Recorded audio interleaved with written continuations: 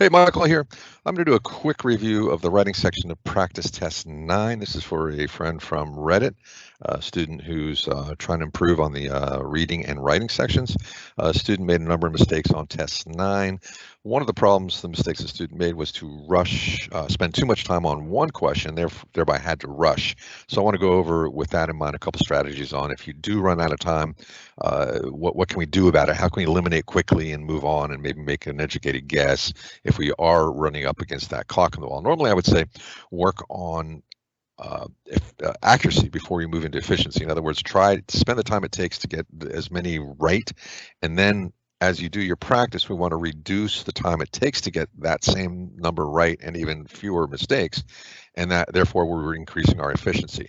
But when we're within, I think as a student is a couple weeks of the test, we just got to work on time. We got to have the time, that clock on the wall. So I get that's happening, but we want to be aware, and what can we do about it? So I will address that strategy as a student gets towards the mistakes towards the end of the test. That's obviously when we're looking up at the clock and go, oh my God, I've only got 3 minutes left. Okay, here we go to the tablet.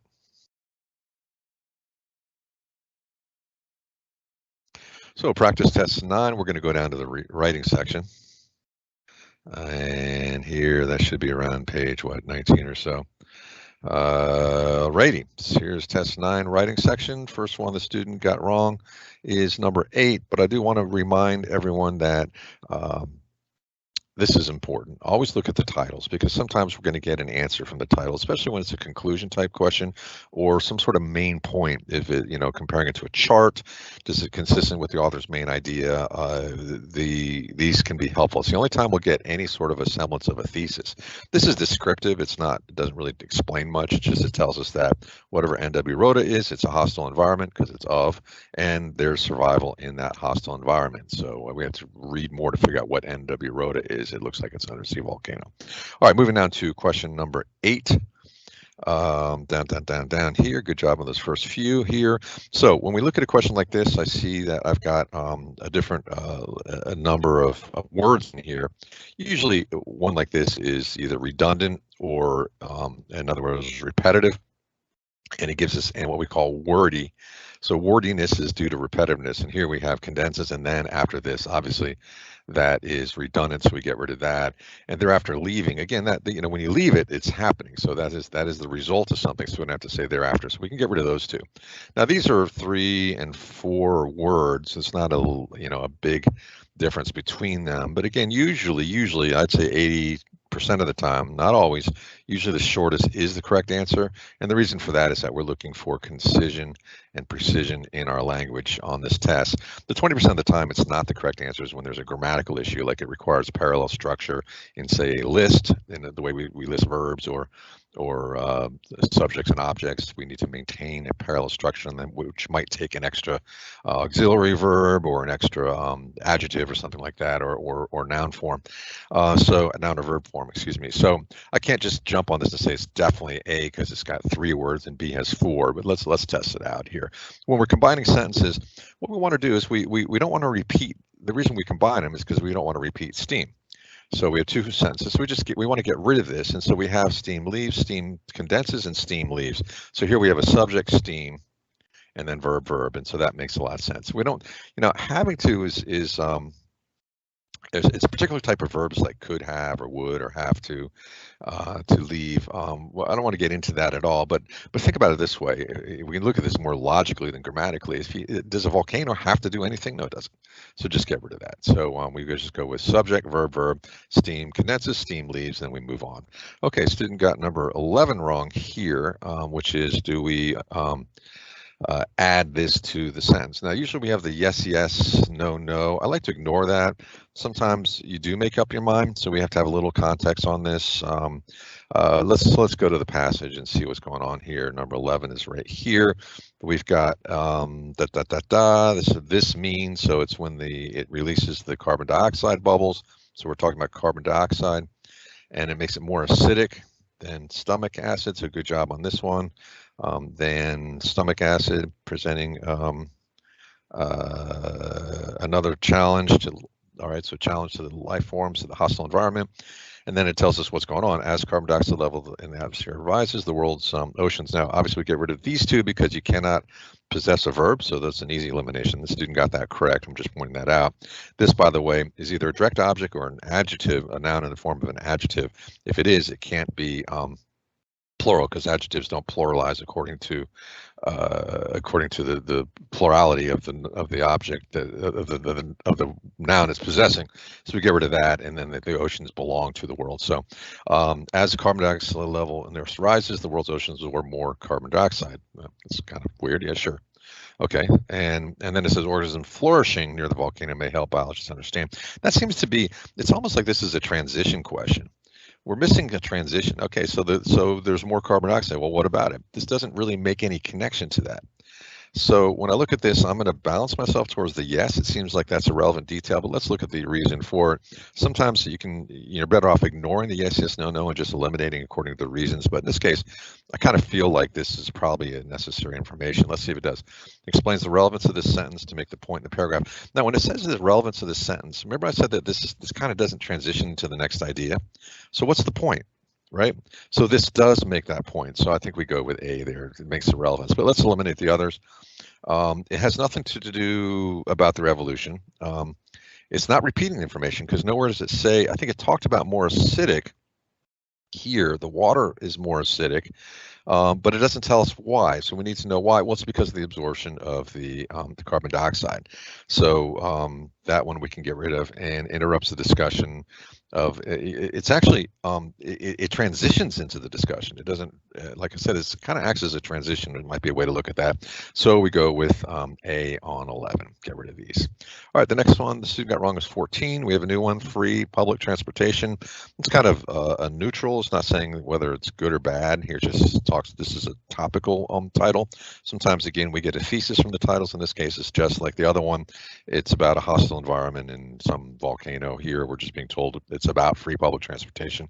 So we don't know what the author's perspective is yet, but in any case, so we got number 14. Okay, now when we look at a question like 14, which is down here, I have a semicolon, a colon, and a period. Now, if that's the case, all these need to be preceded by an independent clause or a complete sentence for D. So when I look at this, let's just find out, do we have a complete sentence?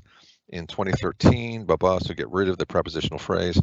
In 2013 rather, so get rid of that. Tallinn, Estonia, so that's my subject. Tallinn, Estonia instituted my verb, fare free rides for residents. And then we get rid of this parenthetical phrase, comma, but car use in Tallinn has only slightly declined. Okay, that is a complete sentence, so I can't eliminate. I do have a complete sentence or an independent clause before this point here, so I can't necessarily eliminate according to my rule, but I can see if I have an independent clause on this side, because each of these would, except for A and D would, anything can follow a colon, and this would mean, since it's just a comma, we would have to have a dependent clause. So let's see if we can eliminate A and D by seeing if we have or don't have an independent clause. As 2014 study, as a 2014 study by in Sweden found, so here's the, but as a, so here we have this word as a study found that car traffic in Tallinn was down less than 3% since it was enacted. So this word as is what we call subordinating conjunction. So in other words, if I read this like this, a 2014 study found, that would make this just a subject and a verb, but we have as the study found that car traffic, so it says is what it found. All this is descriptive of the study, and we have that subordinate conjunction as, which turns it into a dependent clause. So we get rid of A and D. We could have B, and we could have certainly have D. So I need to decide: do I need a colon here or just a comma? Decline as, and so it has only declined, comma, as a study found Now, this is a little bit confusing in terms of these distinctions here, but this is giving us an example. Technically, I have no problem having a dependent clause following this independent clause here, decline, comma. But I think that what this is, the as is giving us a direct, in other words, we have my independent clause and then I have an example. And so I think that they would want us to be using that colon here as opposed to the comma. I'm sure there's a reason why they think grammatically the comma is wrong, although I have no real problem with that. It's only slightly declined comma, as a study found. Since this is a dependent clause, that would be okay. But I think we want to go with this being a colon. So number 14, then we'll go with that. Then we have number 17. Savings, again, same type of elimination, saving, however, but now remember, notice here, however and but. So look at how are they similar, how they distinct. This is the exact same grammatical form, except I have a no comma after but. Now, but is a coordinating conjunction, so one of our fanboys. In other words, it coordinates independent clauses. So if it's but, I need independent clauses on both sides. Same thing with the semicolon here. I would need independent clauses there. However is not a conjunction in the way a coordinating conjunction does. However is a adverbial conjunction. In other words, it's actually an adverb, so it combines verbs and not actual full clauses. So what it does, it sets up a comparison of verbs. But let's see, advocates of fair free policies claim that the cost of these policies are largely offset by various savings. So that is an independent clause. That's okay. But a recent study, but a recent study comparing projected results in cities found this outlook to be way too sunny. That is an independent clause, so I cannot eliminate the but and the and. I can, however, on this, I can eliminate B because I have an independent clause here, so I need to have a coordinating conjunction there, and I can eliminate however because however is not a coordinating conjunction. It's not a fanboy. There's no H in fanboy. Don't use that as a conjunction. If it had a semicolon said however, that'd be okay. And by the way, this one is wrong because we don't use the semicolon and the coordinating conjunction as well. So we get rid of that. We need to have a coordinating conjunction because we have an independent clause on both sides, and we got rid of the A, so our answer needs to be C. All right, now we got number 19. Okay, remember I told you about how sometimes in charts that title can help us answer the question. This is about free public transportation. As we read, it seems that this author does not like free transportation. So thinking through the author's perspective on number 19, and by the way, I hate these chart ones. It's just a waste of time. But I do need to know that the chart, we're looking for an accurate interpretation of this chart. So this is just simply, textual. Is it in the chart or not on number 19? And so let's just go jump on it. So, but it created a deficit of 72 million per year. Where is this here? Of course, it goes. So San Francisco, fare free, was projected to save 8.4 million. So savings. San Francisco 8.4 million saved. Did it create a deficit of 72 million? Cost of adding service. That doesn't talk about a deficit. So I don't think deficit is wrong here. There's no deficit that we can see here. An additional 112 million cost and lost fare. So the 12 million, that's incorrect. Result in a total increase of 184 million total adding operation costs. So it's got to be C. Save 72 million per year. Cost of adding service is not saving, so we do definitely go with C there. This is just purely reading the graph correctly, but we do have to build the context of the sentence. So don't forget to go back to what are we looking at? Oh, it's San Francisco. See that here in the chart. And now here we have is considering adding following information. So this needs to be consistent with the author's perspective. We know the author does not like free public transportation, so would lose only 5 million. In other words, this is saying, hey, it's good in lane transit in Eugene, Oregon, because it would only lose 5 million in extra fares. Well, that's not consistent with what the author wants to do. So we don't want to add that because no, the author does not like to say, hey, it would only be 5 million. The author's saying, yo, that's 5 million, not only. So when we go to number 20 here, I want to look at the no's because it does not support the argument the fare free system has caused substantial loss. Exactly. And it doesn't contradict a point about collection made early in the paragraph. It doesn't do that. So we go with C on 20. Going to number 21. All right, we have verb tense here. Would not have collected. So we have would not have. Okay, this is a future. Would not have. Will not have is future here. This is actually future perfect. Will not have is strictly future tense. Do not have is present tense. Did not have would be past tense. So let's see what we got here. This is not to say fear-free process is always a bad idea. So that's present tense. Some college towns and resort communities embrace the model. So that would be present tense because buses go faster when drivers do not have. This would be straight present tense matching between this is present tense. We want to stick to present tense here. Did not is past, will not have is the future, would not have is future conditional. Get rid of that. I'll just go with a simple present tense. Alrighty, and 22 is student got 22 wrong. Best conclusion. Again, the author does not like free fare. So which one does that? The research and talent and study could be instructive. Now that's fine. It's an example, but you don't want to end your concluding sentence doesn't need to be an example you already did because the examples to support your argument. So this doesn't really support the argument at all. Subway buses will prove more important than no, it's not about subways versus buses. No, it's just about public should be cheaper but not free. That certainly is consistent with the author's point of view here. Fare-free terms is not the answer. It's more about, does the author make that argument should be cheaper but not free? It's certainly that. I don't think that's really about it making it cheaper. It's really about free fare is not the answer. That's more specific to the overall idea. So we go with D. All right, again, think in terms of in general. This is kind of too specific. Should be cheaper. Yeah, the author's not really arguing whether or not it should cost as much as it does. He's really just saying, hey, look, it's not the answer. Okay, and then we go on to 23 into the next thing. This is wet plate photography, an old technique that makes a new splash.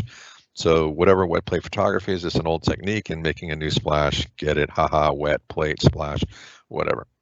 All right, so we have number 23. On this one, this test doesn't use this. In this day and age where a third person plural, they with people's pronouns, they, them, etc. They're going to avoid that, but they produce that they. Okay, upon the arrival of professional photographers, subject, verb, professional photographers. So get rid of this prepositional phrase upon the arrival. That's introductory phrase there. It's a prepositional phrase. Get rid of it. Prepositional phrases are never the subject. They're never the subject. So photographers, professional is descriptive.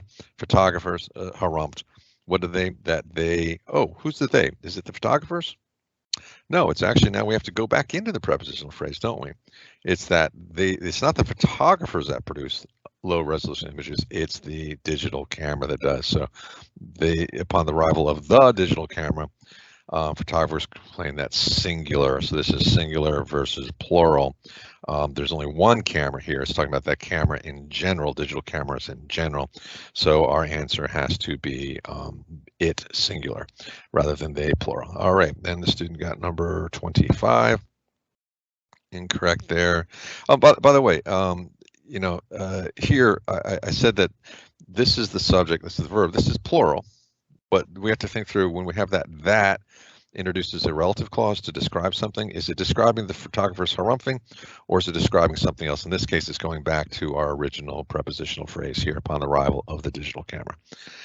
So that's not too typical a question. So I see why there might be some confusion over what that they or it represents, the singular or the plural. Alrighty, 25, student got wrong. At this point, considering adding. So if yes, I try to ignore that. Adding, we've got that the process can be dangerous. So creating their own film, given that it requires the use of several volatiles. So we need to support the volatile chemicals. And then this, so when we need to add this in here? So I want to think that so we transition from this to this. Is the transition pretty good there, or do we need to add a little different information? It's also labor intensive, involving intricate steps. To take a wet filter, I usually first arrange. So I see this first, blah blah blah, and then so this does kind of tell us about a process. And so this is, again, these types of things are really a transition question here without the transition verb here. This does kind of set up what's going to happen, where they're going to go over in detail the steps that are going to follow. So I want to say yes, and then let's see, does it blur the focus here? Well, if it's necessary to go in, then we say no. Notice that it sets up the alternate process the way played. These are opposites. It actually does this B. It's an effective, it serves an effective transition by reading the main. It does not reiterate the main idea of the prior paragraph, where it talks about intricate labels. So it's not that reason. No, it provides an opinion. It's not an opinion. Okay. It's going to be outlining those facts of all the steps necessary. So move on to 25. Move on. 25 is B, and then we move to 27. 27 down here. All right, here we have but and for. So these are dry colluding is unusable. So, comma, once the photo snap, blah blah blah. This is grammatically, I think all these work, right? These are all fanboys for so, and so we have to decide, so is kind of like a causal relationship. For would be setting up if this, what it's related to it in some way, and would be just adding more information, but would be contrasting. So it says dried collodion is unusable. So once the photo is snapped, blah blah blah, the photographer has something minutes to develop it. So that's kind of telling us, I think, in this transition, is that it's telling us why, because it's unusable when it dries. If it dries up, it's not going to be useful. So that's telling us why. So 27, we have to go with A, being for so, which is causal. Therefore, so is the idea. I did this so that would happen. It's causal, and then it's not a contrast, and it's not new information, and it's not connecting the reason for it. It's just saying that it's unusable. Therefore, so and so and so. Okay. 28. So again, this is vocab really. Emphasize how quickly. So we want to emphasize quickness, right? So this is an interesting question, because when we look at a matter of, mere, and nominal minutes. So if it's nominal, if you may not know that word, just because you know it doesn't mean you want to select it. Let's just say we don't know what nominal means, and but let's think about what emphasizes how quickly. A few, it's actually doesn't really emphasize quickness. It just says there are some. It's not zero, it's a few. A matter of minutes has a matter of minutes. Again, that kind of emphasizes that there actually are, so that's not emphasizing quickness. So I would go with D, mere, here. And again, you may not know these words, mere versus nominal. If I had to choose between these, guess them. Mere really emphasizes just the absence of extra minutes, whereas a few and a matter of kind of says, well, you have a few minutes to do it. So, and nominal doesn't work. So you might be guessing on that, but go with mere because it emphasizes how quickly. From 27, 28. Okay, and the student got the rest of these right. These might be the ones that the student was spending a little bit too much time on, but let's go down to 37. The student is rushing at this point, so let's see what we could do.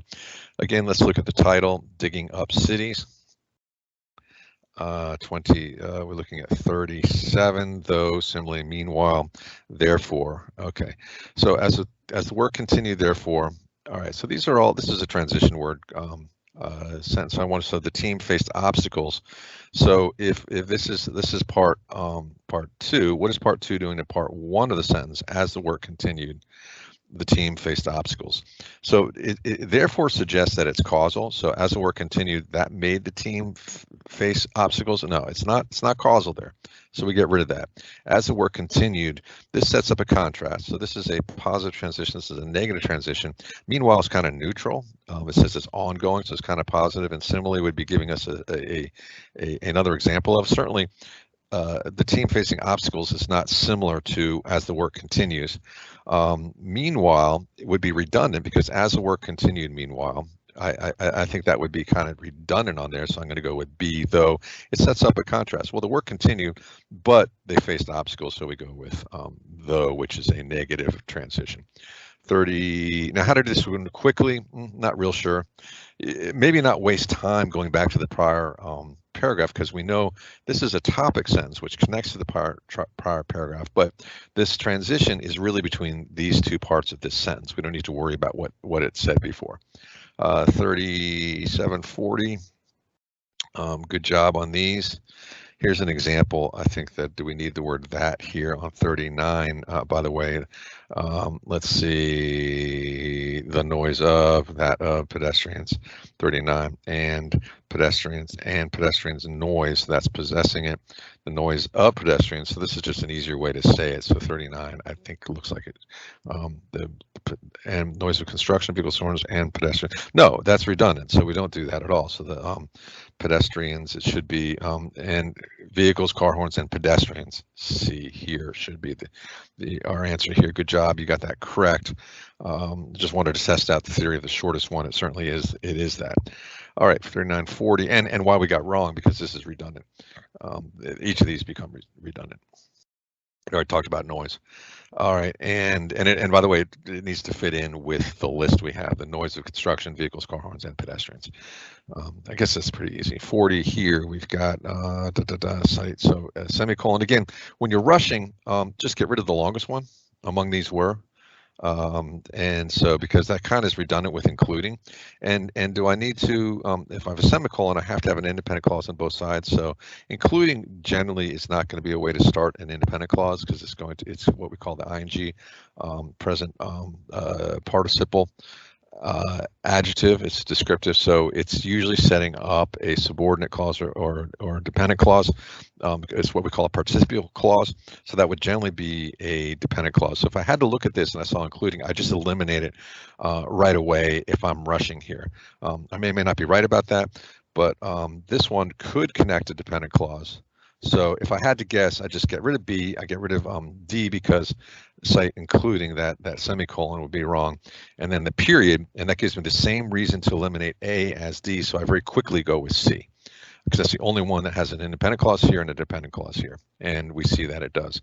Then we got 42, maintain style and tone. Okay, so style and tone, you know, feats of strength, you know, this is kind of, you know, how to say this, just the various consequences of 42 here. What effort, given the effort, yeah, you know, if I had to guess here, I just go with the most neutral one, because this is a reporter type, a journalistic type article. So I would just, if I had to guess right away, get rid of this. That's exaggerating. This is exaggerating. Between hassle and effort, given the hassle is kind of what we call it's sort of a common everyday use, is sort of more of a colloquialism. In other words, the way we speak rather than write. So I would just jump on A here if I had to, if I'm rushing, because that's the most reportorial, because this is sort of a journalistic article. And then we got number 44, conclude the passage. So we're concluding about, what is the title of this thing again? This is, I think I skipped it, digging up cities. So it's about archaeologists and them digging up cities. So let's see if we can, you know, we're glorifying the archaeologist's role. So one of my favorite things is putting together someone's life. I don't think the broad impact of the team's work. So that's not broad. So I would just get rid of that. This is specific. These are examples of the problems they had about construction projects. So it's not that. Used by people in the past makes New York City history real. That could be a broad impact here. I'm not going to eliminate it yet. We call archaeology and monitoring. So this is a specific thing. Get rid of that. Just go. If I had to jump on it, I would just go with C. Okay, guys. I hope that's helpful for my friend from Reddit. Let me know any additional questions on this. I hope this is effective review for you.